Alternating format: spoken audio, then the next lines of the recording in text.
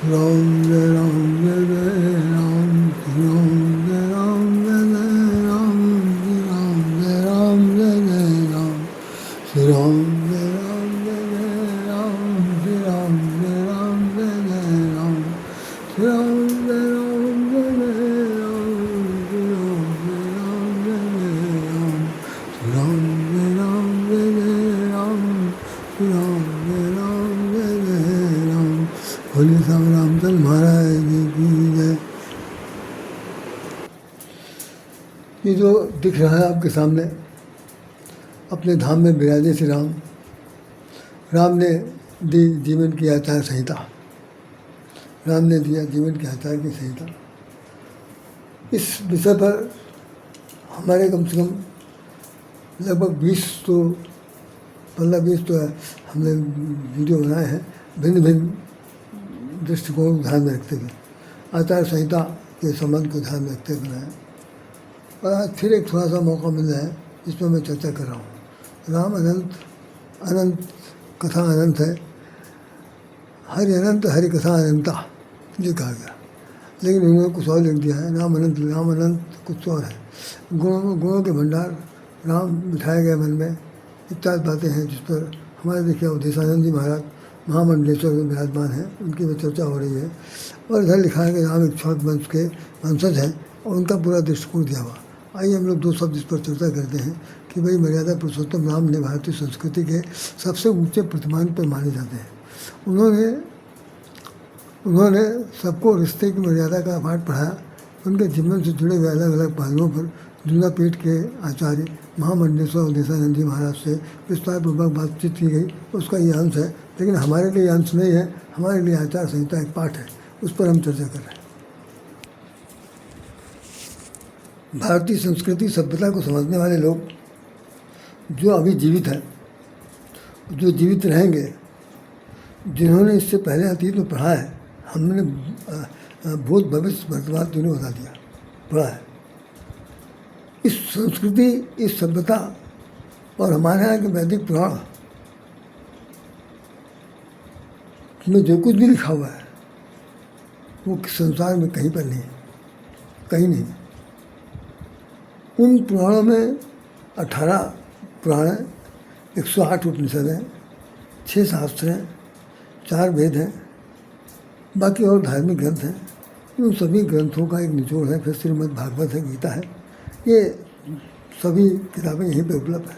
बाकी किसी भी देश में चले जाइए, किसी भी देशांतर में ज़िंदगी काट दीजिए, पीढ़ी दर पीढ़ी वहीं जिए वहीं मर जाए, लेकिन आपको ये साहित्य, ये संस्कृति, ये सभ्यता, ये मार्गदर्शन नहीं मिलेगा।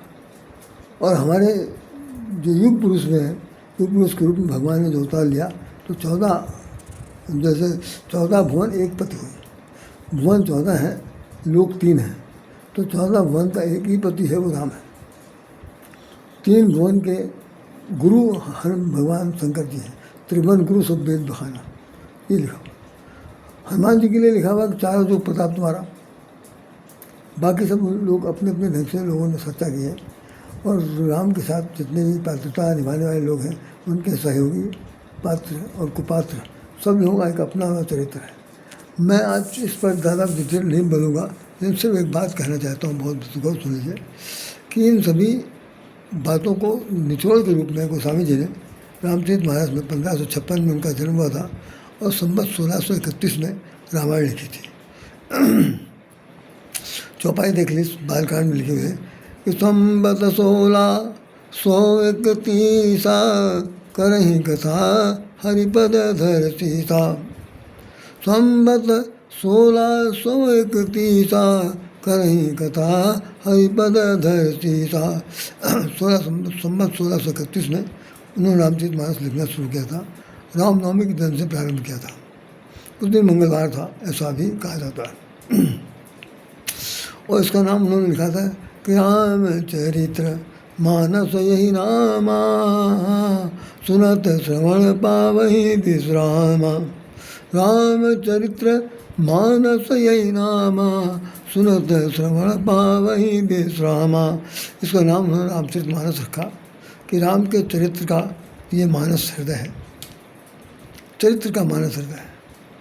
और इसका सुनते ही मन को, मस्तिष्क को, हृदय को, अंतरस्थल को, ये पंच प्राण को विश्राम मिलता है। किसी और ग्रंथ को पढ़ के देख लीजिए। मैं चुनौती तो नहीं करूँगा, लेकिन जितने लोग पढ़ के आए हैं वो लोग अभी भी पागल घूम रहे हैं, अधोगति की तरफ है, विक्षिप्त हालत में है, अर्ध विक्षिप्त है। विदेशों में तो अवसाद की बीमारी हर ज़्यादा है, हमारे देश में फिर भी लोग राम भरोसे हैं, खूब मगन है, खूब खा रहे हैं, खूब मकड़ा रहे हैं, खूब घूम रहे हैं, खूब तालियां बजा रहे हैं, खूब ढोला ढब्बा बज रहा, सब कुछ हो रहा, सब कुछ। और भी इसके अलावा जिसके ठीक विपरीत होना चाहिए विरोधी पार्टियों की तरफ से, वो भी सब हो रहा। सबको पूरा पूरा स्थान मिला हुआ। गाओ बजाओ भाई, लड़ो भी, मरो भाई, जियो भाई, जलाओ भी, जो समझना करो, कुत्ता घसीटी करो, चाहे जो भी समझना करो, सब कुछ करते हैं। राम के नाम के साथ रहो, राम के देश में रहो, भारत देश में रहो, भारत की अखंडता को ध्यान में रखो। देश की अखंडता के लिए कम से कम 2 कदम आगे बढ़ो। ऐसा ना करो कि भाई जहाँ जिससे पत्तल ने खाओ उसमें छेद करो, जैसे अभी छेद हो रहा था, अभी हो रहा था। बंगाल का जो युद्ध हुआ, चुनावी युद्ध हुआ, उसमें अगर सत्ता न पलटी होती तो अब तक बांग्लादेश जो था, ये जो आपका पश्चिमी बंगाल, ये कट के अलग हो जाता। कितनी पूरी बुनियाद तय हो गई थी। और वही उसकी नायिका के नाम लेना बेकार है, जबान खराब हो जाएगा, मैं नहीं लूँगा। तो बहरहाल मेरा मुख्य बात यह है कि जो राम का आदर्श चरित्र है, ये ग्रंथ है। इस ग्रंथ को पढ़ना, इस ग्रंथ को समझना, इस ग्रंथ के नियमावली को, सिद्धांत को जानना बहुत कठिन काम है। तो रामचरितमानस में जो बात लिखी है उस पर एक भजन आता है, जो मैं आपको जिस पर मैं अभी बोल रहा हूँ, दीपक टीका टिप्पणी कर रहा हूँ। किसमें यह है, निज धर्म पर चलना सिखाती रोज रामायण, निज धर्म पर चलना सिखाती रोज रामायण। रामायण जो है हमें अपने धर्म पर चलना सिखाती है, कोई ग्रंथ और नहीं सिखा सकता। इसमें कहा जा रहा है सिखाती है। और जिन जिन लोगों ने सीखा है वो सीख करके विद्वान हो गए, महान हो गए, प्रकांड हो गए, सब तरफ नाम है। आज आप देख लीजिए बागेश्वर प्रसाद को, बागेश्वर धाम के जो बाबा जी हैं, धीरेन्द्र शास्त्री जी, माननीय धीरेन्द्र शास्त्री जी, पूज्य धीरेन्द्र शास्त्री जी, और हनुमान जी के परम पूज्य शिष्य धीरेन्द्र शास्त्री जी, केवल अभी 30 वर्ष के हैं, लेकिन उन्होंने पूरे विश्व में पताका फहरा दिया। किसकी बदौलत? रामचरित्र की जरूरत, हनुमान चरित्र की जरूरत। राम अपने देश के संस्कृति सभ्यता को सामने रख करके उन्होंने सब कुछ करके दिखा दिया। अन्य जो हर लोग भी जा रहे हैं, लोग विदेश जा रहे हैं, विदेश से लौट के आ रहे हैं, तो थोड़ा अहम बातें हो जाती है कि विदेशों में अंतर्राष्ट्रीय कौन अंतर्राष्ट्रीय संत है, क्या करें? अंतर्राष्ट्रीय संत होकर के हम क्या करें? अंतर्राष्ट्रीय संत न होकर के अगर अपने राष्ट्रीय संत होकर के देश में कम से कम 10-10, 20-20 लोगों को भी राम जैसा बनाने वाला कर दिया होता तो वही आपकी पीठ हो जाती। यहाँ तो व्यवसाय कर रहे हैं, इसलिए कुछ ऐसा करने की जरूरत ही नहीं। जो कर रहे हैं अच्छा कर रहे हैं, लेकिन फिर भी बुरा नहीं कर रहे हैं। हमारे देश की संस्कृति को तो वहाँ तक ले जा रहे हैं। हाँ, अगर आप देखा जाए 88 में जिस बहुत रामायण और महाभारत बनी थी, उस वक्त अगर वहाँ के उसके पात्र आज भी यहाँ पर जीवंत हैं, हमारे अरुण गोविल साहब, और उनकी पूरी राम लक्ष्मण जान की, जय बोलो हनुमान की, उनके अगर उन्होंने न उस तरह की भूमिका अदा की होती, साक्षात ब्रह्म राम सीता लक्ष्मण न बने होते, रामानंद सागर ने अपनी पूरा बुद्धता उसके अंदर न पिरो दिया होता, तो मैं चौंतीस के साथ कह सकता हूँ कि 88 से पहले तक रामायण का मतलब ही कोई जानता था। जो लोग विद्यार्थी थे, जो इसके पक्षधर नहीं थे, उन लोगों ने भी बड़े शौक श्रृंगार के साथ इसको देखा, सुना, समझा और महसूस किया कि भारत में भी कोई ऐसा ग्रंथ है जिसका नाम रामचरितमानस है और उसके ये पात्र हैं। पात्र तो ऐसे थे जो ऐसा पात्र का चयन भाई तो भगवान ही नहीं कर रहा होगा, बाकी कोई कर नहीं सकता। राम है तो राम ही है, लक्ष्मण है तो लक्ष्मण है, भरत है तो भरत है, शत्रुघ्न है तो शत्रुघ्न है, जितनी माताएं हैं वो माताएं हैं। दशरथ और जनक का तो कहना गया, उसके अलावा जो विशिष्ट हैं विश्वामित्र जी हैं, और जटायु हैं, पक्षीराज हैं, वाली हैं, सुग्रीव हैं, विपक्ष के खलनायक के रूप में रावण है। क्या कह रहा, मतलब कोई उस पात्रता का कोई मतलब ऐसा है ही नहीं कि जो दूसरा उनकी जगह आ सके। इतना बड़ा जीवंत काम किया। खैर आइए हम अपने मुख्य बात पर आते हैं कि उन्हें निज धर्म पर चलना सिखाती है रामायण। तो रामचरित मानस के उत्तरकांड में एक दोहा लिखा हुआ, बहुत सुन लीजिए, मैं बहुत जल्दी ख़त्म करूँगा, बहुत जल्दी ख़त्म करेंगे। उस दोहे का अर्थ ही मतलब मुझे बताना है। राम राज्य की स्थापना हो चुकी है और राम राज्य की स्थापना की जो विशेषताएँ हैं वो उसके अंदर सब लिखी हुई हैं, आप लोग पढ़ लीजिएगा। राम राज्य स्थापना का सब संदेश इसमें बोल रहा हूँ। दोहा क्या है? वर्णाश्रम निज निज ग्रह, वर्णाश्रम निज निज ग्रह, निरत वेद पथ लोग, निरत वेद पथ लोग, चलहि सदा पावहि सुख, नहीं भय रोग न शोक। ये दोहा है कि राम के राज्य में पहले जब तो लिखा घर घर होवे राम, घर घर होवे वेद पुराण। अब वहाँ पर ये नहीं लिखा हुआ किस जात के घर में होता था। जातियाँ सब थी, ब्राह्मण क्षत्रिय वैश्य शूद्र सब लोग थे, लेकिन गोस्वामी लिख रहे हैं कि राम के राज्य में घर घर होवे वेद पुराण, सब लोग वेद पुराण पढ़ते थे। ये जो छिछोरापन ही हुआ है, जो हमारे अभी पिछले 5,000-6,000 साल पहले से जो लेकर के यहाँ पर भ्रष्टाचार फैला और फैलाने वाले लोग जो हैं वो भी धूम धड़ाक करते हुए जीते मरते चले गए। उन लोगों ने छुआछूत की बीमारी फैलाई, मंदिरों में घुसने नहीं दिया, इनको नहीं जाने दिया, इनको नहीं दिया और दुनिया भर की बात किया। ऐसा रामराज में नहीं लिखा ही नहीं। इस चीज़ को बहुत गौर समझ लीजिए, उसमें तो बहुत कुछ लिखा गया। वो समन्वय करना है उसके अंदर, समानांतर चलने की विशेषता बताई गई है। तो सब लोग घर घर होवे वेद पुराण, तो घर घर में वेद पुराण होता था। तो उनको कहा क्या जा रहा, दोहा क्या कह रहा? वर्णाश्रम निज निज ग्रह। आश्रम कितने होते हैं जानते हैं आप लोग? सब जानते होंगे। चार आश्रम होते हैं। उन चारों आश्रम के अंदर की आयु होती 25-25 साल। पहला आश्रम 25 साल का ब्रह्मचर्य आश्रम, दूसरा 26 से 50 का जो है गृहस्थ आश्रम, फिर 51 से लेकर 75 तक वानप्रस्थ आश्रम, और 76 से लेकर 100 साल तक की जो आयु है उसको कहते हैं संन्यास आश्रम। इन चारों आश्रमों में जीवन बटा हुआ था। तो वर्णाश्रम निज निज ग्रह, सबके घरों में वर्णाश्रम धर्म का पालन करने की बात थी। वहाँ पर आचरण की सभ्यता की बड़ी जरूरत थी, आचरित होते थे।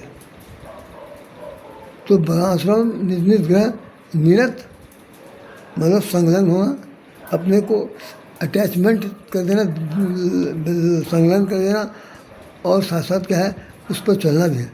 निरत वेद पथ लोग, वेद के बताए हुए पथ पर चलते थे, वेद पथ पर चलते थे। वेद में क्या लिखा हुआ, और वर्णाश्रम धर्म का पालन कर। ब्रह्मचर्य आश्रम में जो ब्रह्मचर्य पढ़ाया जाता है, बच्चों को शिक्षा दी जाती है, उसमें कोई ऐसी शिक्षा नहीं जो न दी जाती हो, सारी शिक्षाएँ दी जा रही हैं।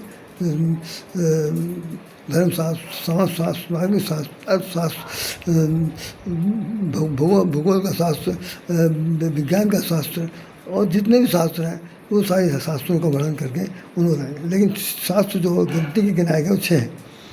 तो इन सब विद्याओं को पढ़ाया जाता था। उसके बाद जो है कि वो वेद के पथ पर चलते थे। चलें सदा पावें सुख, तो प्राप्त क्या होता था, उनको सुख की प्राप्त होती थी, कोई दुखी नहीं होता था। पावें सुख नहीं भय रोग न शोक। तो ये 2-3 चीज़ लिख लीजिए कि जो लोग इन चारों आश्रमों से दूर हटकर अपनी जीवन यापन करता है, दिनचर्या का पालन करता है, आश्रम के बताए हुए तथ्यों को नहीं मानता, जवानी में बुढ़ापे में जवानी में मतलब समय से पहले आदमी बूढ़ा हो गया, समय से पहले उसने हरकत कुछ कैसे कर डाली जिसके आधार पर उसकी आयु 100 वर्ष तो छोड़िए 50 में समाप्त हो गई। तो कह रहे हैं कि आश्रम जो बताए जाते थे उसके अंदर नियमावली थी, उसमें संयम नियम था, और उन संयम नियमों को पालन करते हुए ज़िंदगी जी जाती थी। और खासतौर से काम क्रोध लोभ मोह पर विशेष बल दिया जाता था कि इस पर गौर करिए, अगर इस पर गौर आप नहीं करेंगे तो सबसे पहले प्राण आ जाएंगे। तो नहीं भय रोग न सो, आपको मरने का भय नहीं हो सकता था।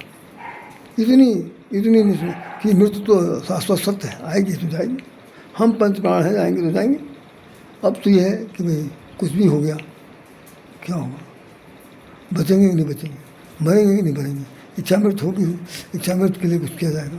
अब हमको सब लोग बुझा दो, जितने भी डॉक्टर हैं आज की तारीख में सबसे ज़्यादा लूटू हैं, सबसे ज़्यादा जेब खाली कराने वाले, बिल्कुल समझने गदर कर देने वाले हैं।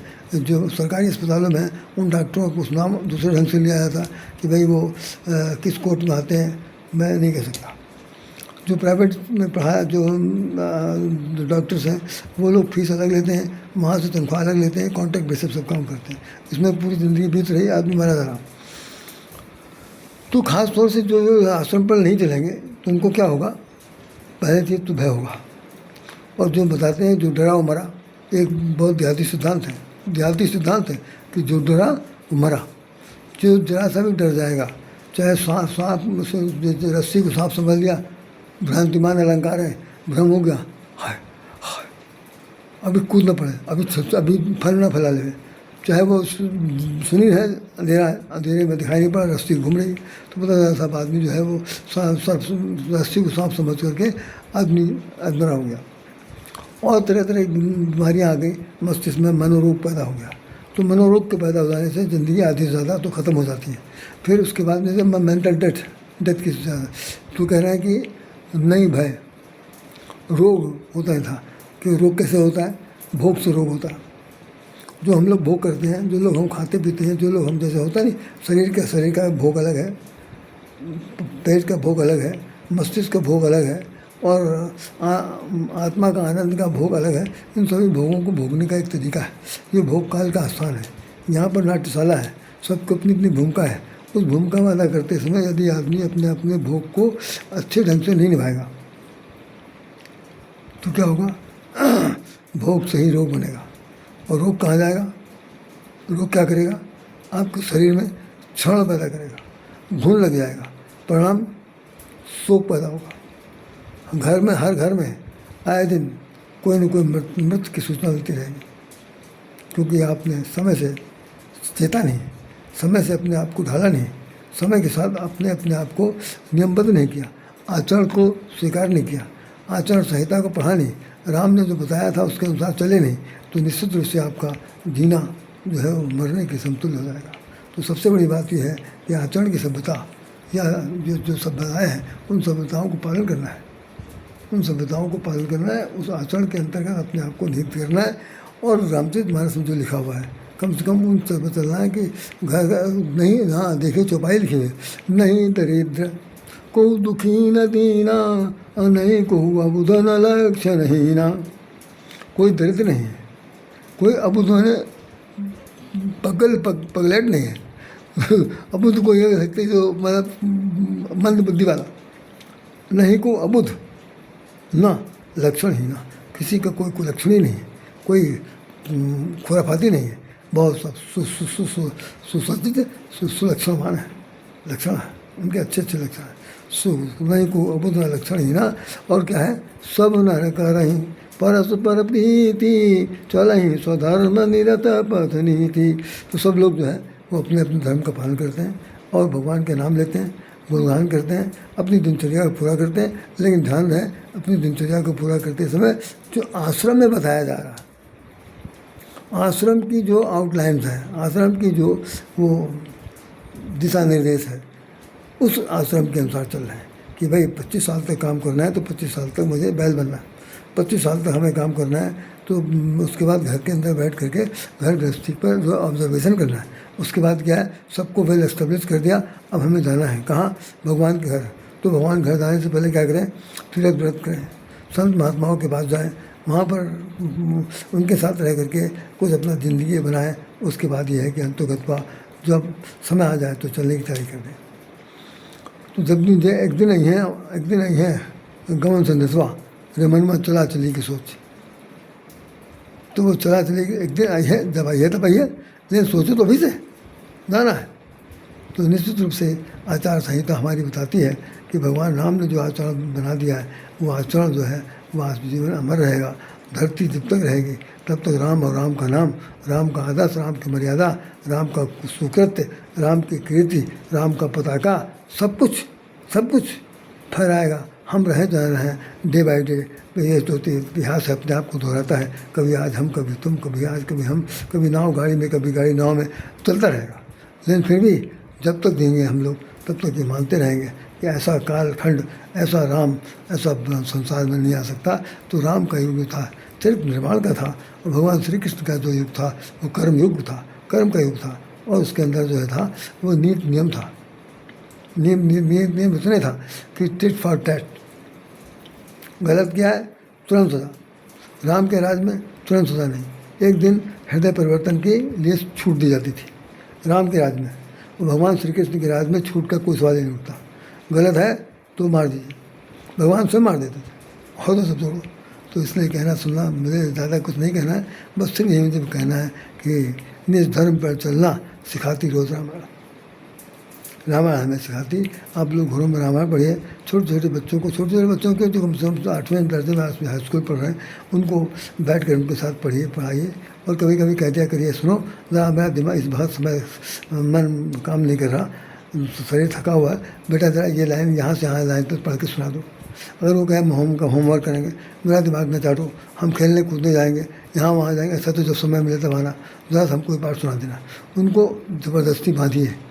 ये एक प्रकार का नियम बनाने का तरीका है कि भाई देखो तुमने सुनाया नहीं, हम बैठे रह गए, तो उनसे सुने, सुनते सुनते उनका भी एक अभ्यास हो जाएगा। तो एक बार वो कहेंगे पापा आपने सुना नहीं, चलिए बैठ जाइए, मैं आपको सुनाते हैं, तो आपको सुनाएंगे।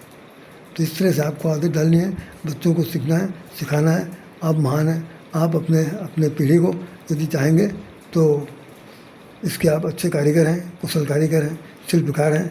आप भी ब्रह्मा हैं, आप भी विष्णु, आप भी महेश हैं, घर को पूरी तरह से बना सकते हैं। बना करके इसको उद्धार कीजिए, तभी मैं समझता हूँ कि नहीं भय रोग न शोक, हमारे जीवन में न कोई रोग होगा, न भय होगा, और न शोक की संभावना होगी।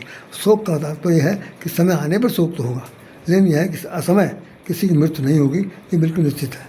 क्योंकि हम लोग जब भोगी नहीं होंगे तो रोगी नहीं हो सकते, अगर रोगी नहीं हो सकते तो शोकी होने का सवाल नहीं उठता। इसलिए ध्यान रखिए, पढ़ना है, लिखना है, सोचना है, समझना है, सदग्रंथी बनना है, सदग्रंथ के मार्ग पर चलना है, और उन आदर्शों को पालन करने के लिए भाई संकल्प भी लेना है। आप बुद्धिमान हैं, आपकी बुद्धिमत्ता को हम नमन करते हैं। हम तो जैसे भी हैं वैसे आपके सामने हैं। कृपा करके आप पढ़िए, लिखिए, सुनिए, समझिए और आचार संहिता का पालन कीजिए। जय श्री राम, जय श्री कृष्ण, जय श्री राधे। अगर हमारी बात आपको अच्छी लगी हो तो मेहरबानी से आप इसको सब्सक्राइब करिए और अन्य लोगों को भी सुनाइए, समझाइए, क्योंकि उनका भी भला होगा। हमारा तो जो कुछ हो रहा तो हो ही रहा, आपका भी होगा। जय हो, जय हो, जय श्री राम, जय श्री कृष्ण।